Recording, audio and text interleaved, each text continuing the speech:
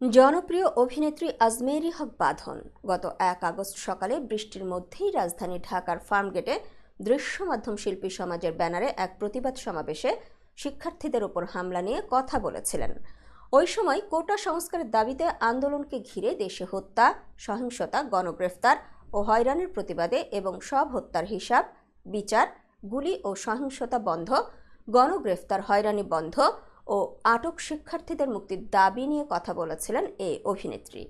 রাজপথে বৃষ্টিতে ভিজে শিক্ষার্থীদের সমর্থনে কথা বলা অভিনেত্রীর বক্তব্য সংবাদ মাধ্যম ও সোশ্যাল মিডিয়া সহ বিভিন্ন মাধ্যমে ছড়িয়ে পড়ে।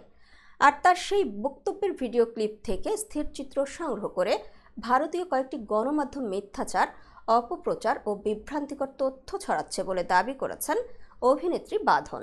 তার ফেসবুক অ্যাকাউন্টে গিয়ে দেখা যায় ভারতীয় কিছু ব্যক্তি বাঁধনের বক্তব্য দেওয়ার ভিডিও থেকে স্থিরচিত্র পোস্ট করে তাতে সাম্প্রদায়িক ইস্যু উল্লেখ করা হয়েছে।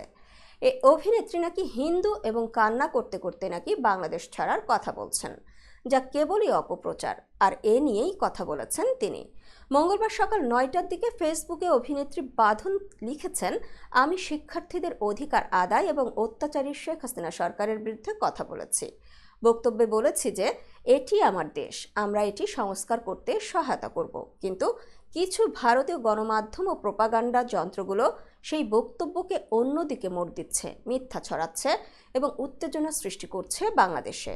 এমনকি তারা আমার ভিডিওকে কারসাজির মাধ্যমে ভুলভাবে উপস্থাপন করছে, যাতে সহজেই ভুল তথ্য ছড়ানো যায়।